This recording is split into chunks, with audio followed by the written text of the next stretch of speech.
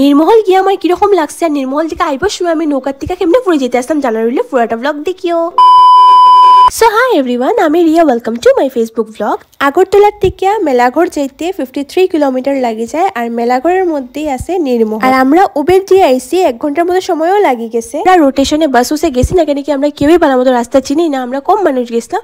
আর ওইখানে গিয়া তারপরে রাজঘাট করি একটা ঘাট আছে, ওইখান থেকে তোমার নৌকা, লঞ্চ বা স্পেশাল বোট ওইগুলো আছে, ওইগুলাতে তুমি যাইতে পারবা।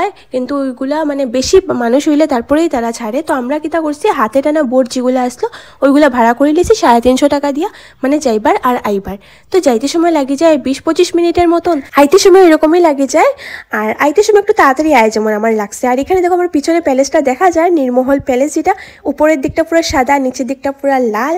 এটার ভিতরটা তো আরো বেশি সুন্দর, বাইরে থেকে যতটুকু বোঝা যায় না। আর এই লেকটার নাম হচ্ছে রুদ্রসাগর লেক। রুদ্রসাগর লেকের পুরো মিডিলেই নির্মহল।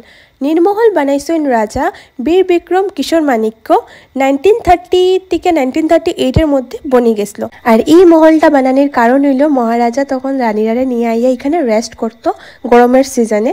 আর ঠিকই এই জায়গাটা মানে এত সুন্দর হাওয়া। আর এখানে আমরা পুরো গেছিলাম মে মাসের গরম তো কীরকম তোমরা জানোই, কিন্তু তখন একটুকু গরম লাগতে আসতো না। আমার দেখো চুলও ছাড়া কীরকম উড়ের, মানে এত বাতাস।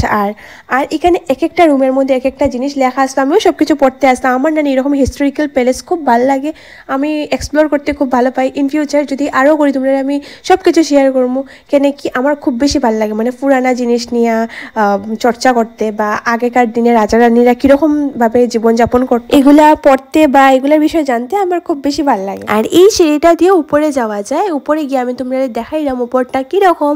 এই যে দেখো আমি হিল লাগাইছিলাম, আমি হিল লাগিয়ে বেশি সময় হাঁটতে পারলাম না দিকে আমি সাইডে এক জায়গাতে রাখিয়া আমি আরামসে খালি পায়ে ঘুরলাম। আর উপর থেকে দেখো নিচের ভিউটা কত সুন্দর লাগে। নির্মহলটা অতই বড় যে এক একটা জায়গা যদি তোমরা আমি দেখাই আমার ব্লগটা 1-2 ঘন্টা লম্বা বানাইতে লাগবো। আর তখন আমি ব্লগও বানাইতাম না, এমনি জাস্ট আমি ভিডিওগুলো বানিয়ে রাখছি রিল বানাইবার লিগে।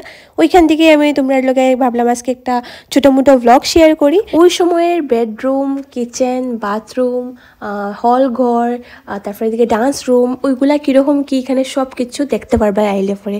আর কিন্তু কিচেনে তোমরা যাইতে দিত না, কিচেনটা তারা বন্ধ রাখে, জানি না কি তার লিগা।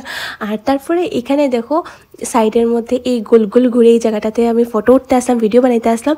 আর তারপরে দিকে এখানে জায়গা ক্যাফে করি একটা জায়গা আছে, ওইখানে আইয়া দেখলাম কিছু খাবার ওয়ার ভালো আছে, দেখছি নাই। তারপর আমার পায়ে বেদনা শুরু হয়ে গেছে, তো আমরা বাইরে হয়ে গেছি ওইখানে। আর তারপরে দেখছি যে আমরা নৌকা আঙ্কেলটা এখানে আছে।